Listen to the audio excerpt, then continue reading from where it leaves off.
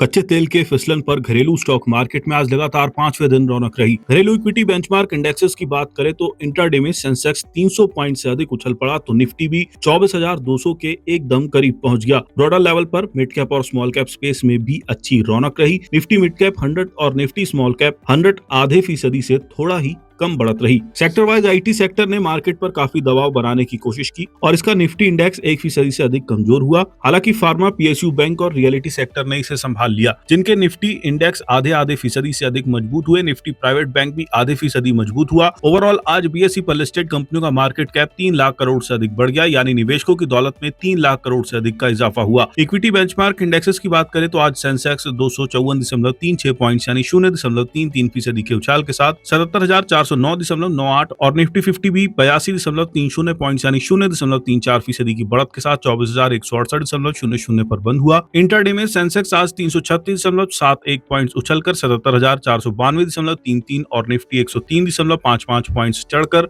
24,189.25 तक पहुंच गया। एक कारोबारी दिन पहले यानी 17 जून 2026 को बीएसई पर लिस्टेड सभी शेयरों का कुल मार्केट कैप 4,74,58,752 करोड़ था। आज यानी 18 जून 2026 को ये उछलकर 4,77,68,35.83 करोड़ पर पहुंच गया।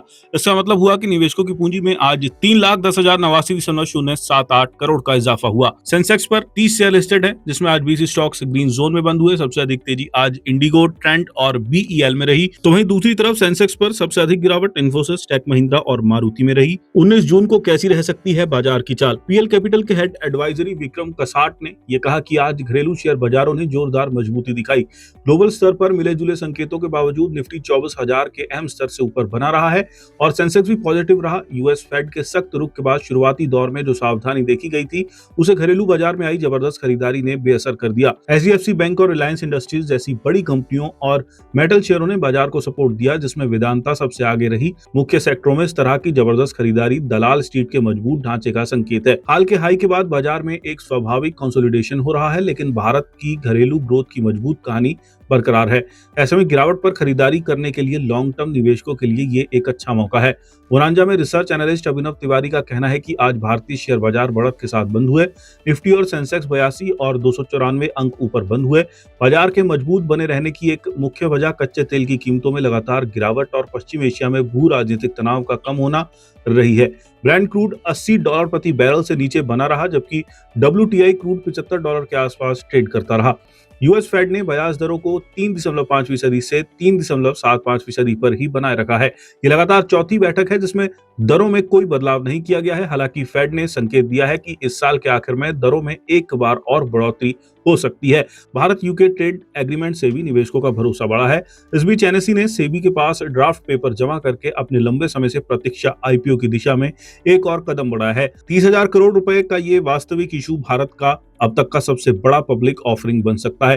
टाटा मोटर्स ने बढ़ती इनपुट लागत की भरपाई के लिए 1 जुलाई के कमर्शियल वाहनों की कीमतों में 2.5% तक की बढ़ोतरी की भी घोषणा की। कुल मिलाकर कच्चे तेल की कम कीमतों और ट्रेड से जुड़ी सकारात्मक खबरों का असर फेड के सख्त रुख से जुड़ी चिंताओं पर भी भारी पड़ा है। अब निवेशक बाजार की आगे की दशा समझने के लिए मानसून की प्रगति, विदेशी निवेशकों के प्रवाह और महंगाई के रुझान पर बारीकी से नजर रखेंगे।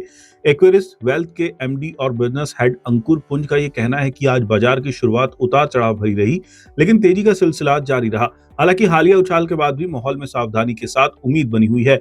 कच्चे तेल की गिरती कीमतों और रुपए में सुधार ने कमजोर सेंटीमेंट को सुधारने में मदद की है, लेकिन एफआईआई की बिकवाली और अब तक कमजोर मानसून की वजह से मीडियम टर्म में निवेशक सतर्क रहेंगे। एलकेपी सिक्योरिटीज में सीनियर टेक्निकल एनालिस्ट रूपक दे का यह कहना है कि निफ्टी आज अपने पिछले स्विंग हाई के ऊपर बंद हुआ। ये बेहतर होते सेंटीमेंट का संकेत है। कुल मिलाकर आउटलुक पॉजिटिव बना हुआ है। इंडेक्स अपने अहम मूविंग एवरेज के ऊपर बना हुआ है और आरएसआई बुलिश क्रॉसओवर में है। हालांकि हमें सावधान रहने की जरूरत है, क्योंकि निफ्टी ने सिर्फ 6 सेशन में लगभग 1000 अंकों की रैली दिखाई है। हालांकि ये जरूरी नहीं है कि इससे ट्रेड में बदलाव का संकेत मिले, लेकिन अगली दिशा तय होने से पहले शॉर्ट टर्म कंसोलिडेशन का दौर देखने को मिल सकता है। निफ्टी अगले कुछ सेशन में 23,800 से 24,200 की रेंज में उतार चढ़ाव दिखा सकता है। हालांकि 24,000 के ऊपर एक मजबूत चाल रैली के अगले चरण की शुरुआत कर सकती है, जिसमें इंडेक्स और ऊंचे स्तरों की ओर बढ़ सकता है। नीचे की ओर 24,000 पर सपोर्ट है, जिसके बाद 23,800 पर अगला बड़ा सपोर्ट है, जबकि रेजिस्टेंस 24,000 और 24,500 पर नजर आ रहा है।